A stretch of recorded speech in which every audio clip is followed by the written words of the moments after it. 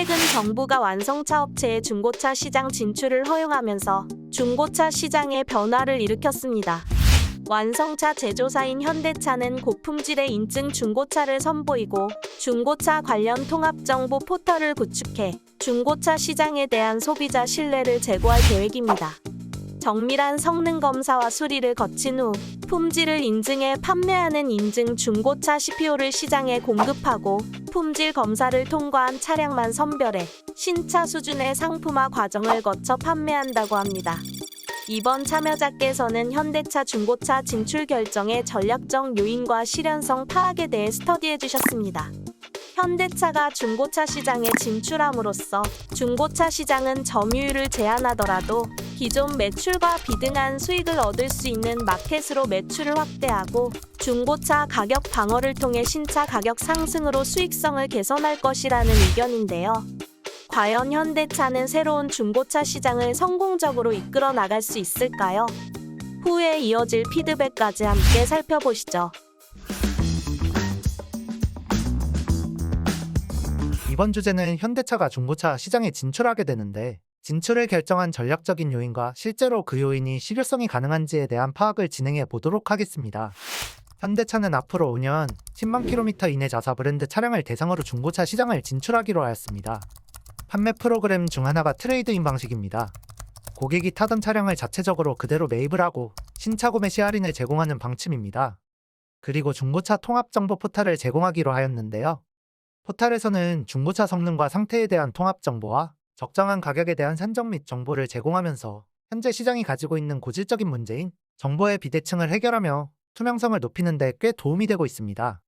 하지만 매매업계의 반발로 인해서 협의를 진행하였고 2024년까지 5.1%까지만 입장 점유율을 가져가는 걸로 협의를 완료하였습니다.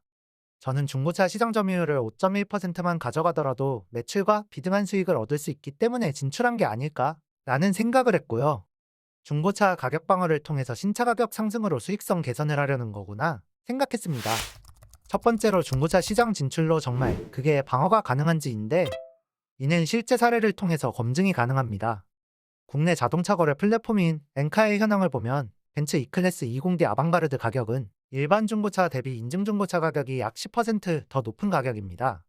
그런데 여기서 드는 의문은 시장 점유율이 5.1%밖에 안 될 수 있는데 전체 시장 가격에 영향을 줄 수 있느냐? 라는 고민이 들었습니다. 전체 시장이 거의 60%에 해당되는 차량의 가격을 인증해서 제공하기 때문에 높은 수준의 중고차 가격 형성이 가능하게 됩니다. 중고차 시장 진출을 통해서 현대차의 중고차 가격 방어가 가능하게 되는 구조입니다.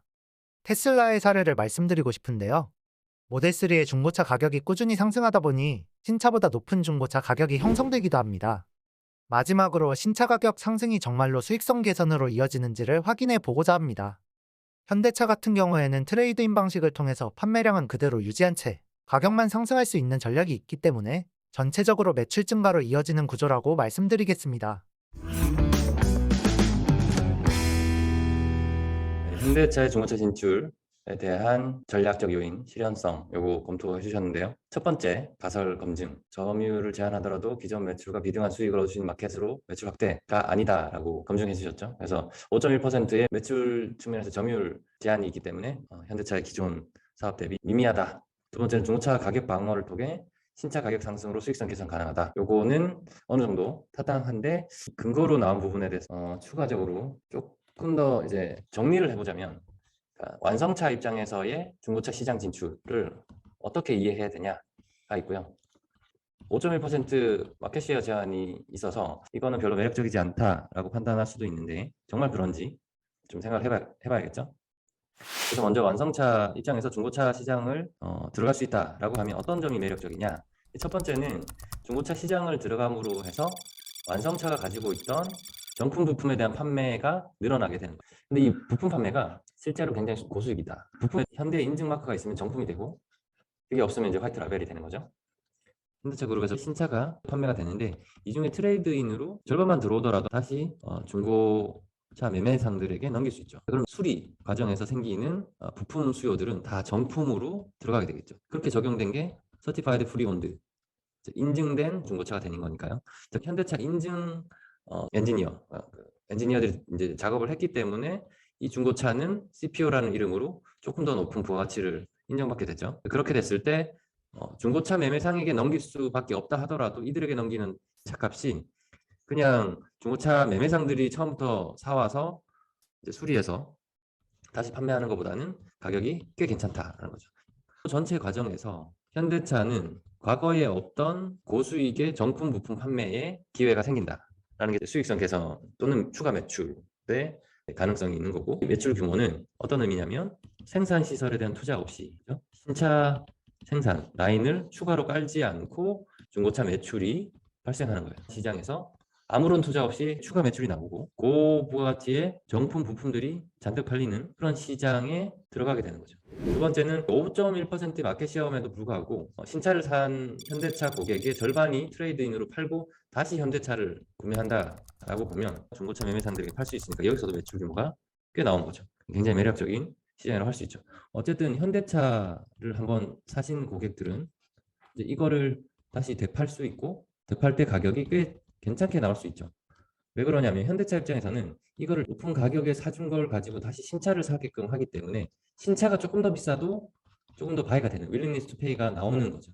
그래서 신차 가격이 상승하는 효과가 있는 거죠. 그렇게 생각해 보면 전반적으로 신차 가격도 방어가 되고 중고차 가격도 추가적으로 상승하게 되는 효과가 있습니다. 그래서 이 트레이드인과 CPO의 개념을 잘 생각해 보시면 굉장히 좋은 효과들인 거죠. 그다음에 젊은 층부터 해서 많은 세그먼트의 개인 고객들이 현대차보다는 외제차를 선호하거나 좀 더 비싼 차들을 구매하고자 하게 되는데, 트레이드인 프로그램을 통해서 고객을 납기할 수 있다라는 것도 장점이 되겠고, 그다음에 20, 30대 중에서는 요즘 이제 생애 첫 차를 준중형 또는 소형으로 구매하지 않는 고객들이 많아졌죠. 좀 큰 차를 사고 싶은데 가격이 부담돼서 못 사겠어. 그럴 바에는 외제차 소형차라도 사야겠어. 이런 분들이 외제차 소형차보다는 중고차지만 현대차의 CPO로 중대형 차량을 한번 사볼까라고 할 수 있는 옵션이 생긴 거죠. 현대차에서 외제차 브랜드로 이제 이탈하게 되는 고객들의 일부를 다시 현대기아차로 불러들일 수 있는 효과가 이 중고차 시장에 있을 수 있다라는 거죠. 이런 정도로 생각해 보면 현대차 그룹의 중고차 시장 진출은 매출 측면, 수익성 측면에서 굉장히 큰 효과들을 발휘할 수 있지 않나, 좀 더 긍정적으로 바라봐도 되지 않을까라는 거죠. 오늘은 현대차의 중고차 시장 진출에 대해서 좀 살펴봤고요. 생각한 것보다 훨씬 더 긍정적일 수 있다라는 부분 말씀드립니다.